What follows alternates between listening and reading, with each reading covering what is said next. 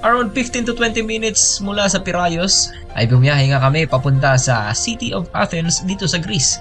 And for today's video ay pupuntahan nga natin ang isa sa pinakasikat at napaka-historical na attraction dito sa Greece. Madalas natin ito nakikita sa TV at sa mga history books. Ito ay ang Acropolis! Woohoo! At yan ay kasama ko nga si Third Officer Facon and of course si Richan. Bago nga kayong makapunta sa Acropolis ay medyo maglalakad-lakad pa kayo paakyat. That's why it's called Acropolis because it's a high city. Acro means high, polis means city. High city. At nga makikita nyo marami ng tao. 9:30 pa lang yan ng umaga ay sobrang haba ng pila. Ayan, naghahanap na kami niyan ng ticketing booth. Napakaswerte namin ng time na to kasi yun na nga, right after the Holy Week ay libre pala ang entrance fee dito.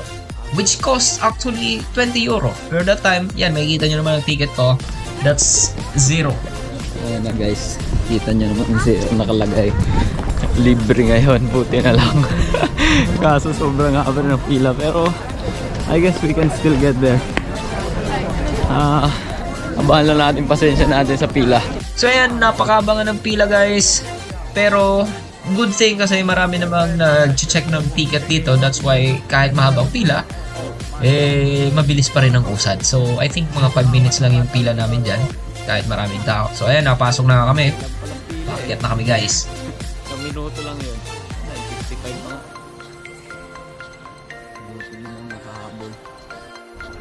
So unang bumungad sa amin dito sa south part ng Acropolis ay ang tinatawag nilang Odeon of Herodes Atticus or Herodion. Ito ay isang teatro. Kung makikita nyo naman, medyo na-renovate na yung mga upuan kaya parang bago na. At ngayon, papunta na nga kami, papasok na kami dito sa Acropolis mismo. It's actually a city, no? Makikita nyo, it's all ruins, it's all the remains, no? Pero up until now, it's still standing. By the way guys, it was built 500 years before Christ, no? So and now it's still standing. So ayan, it's all made of marbles actually. So trinay namin yung hawakan pero bawal pala. So by the way, itong entrance na to, ito yung tinatawag nila na propylaea. Ito yung parang gate, no? Pero napakalaki niyan guys, sobra. Ayan.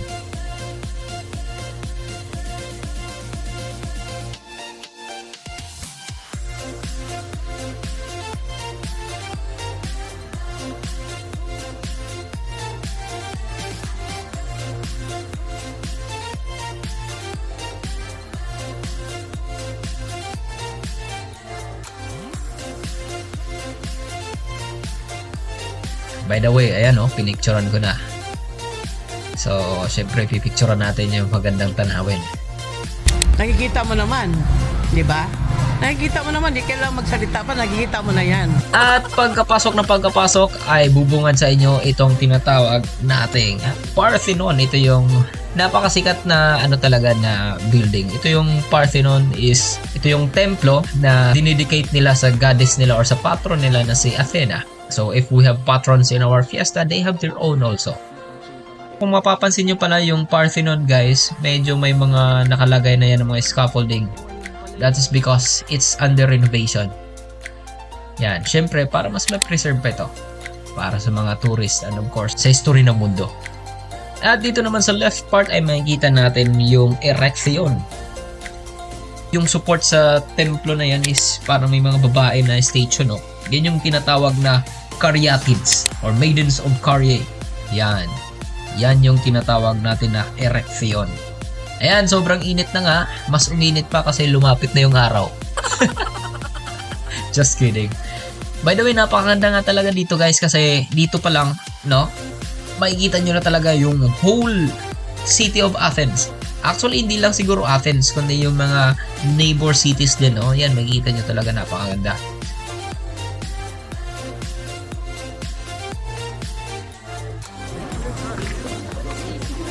At sa part na to, dito sa may flagpole ng Greece, ayan, ito yung parang 360 view. Ayan, nakikita nyo napakagandang dilak. Ang tanawin, no?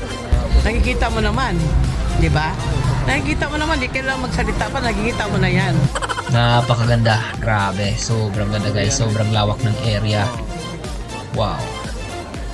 500 years before Christ. And now it's still standing. Grabe. Sobrang tindi. And pagkatapos nga, pumunta na kami sa baba. By the way, bago kayo bumaba, makikita nyo pala, mayroon pala doon museum, pwede kayong pumasok. Hindi ko lang na-picture, hindi na kami nakapasok kasi nga, medyo limited na yung time namin. And of course, while waiting sa bus, nag-ikot-ikot na lang muna kami dito sa Athens. At napunta nga kami dito sa Hellenic Parliament and the Presidential Mansion. So, ito yung makikita nyo. Meron dito mga guard na nagmamarch. Ito yung tinatawag na F-Zones guard. They are guarding the monument of the unknown soldier in the front.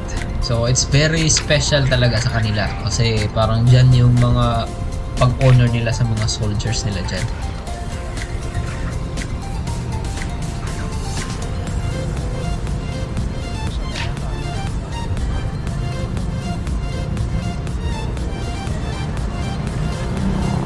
So, ito na yung city nila. Ayan. Ikot-ikot lang tayo hanggang sa makauwi na. At bagong umuwi ay nadaanan pa namin itong garden dito, which is napakaganda. And I guess that's all for today, no? So, huwag na natin pabayan. Hindi naman ako historian. Just showing it to you. Kasi yun nga, ang biyahe ko, ay biyahe nyo rin.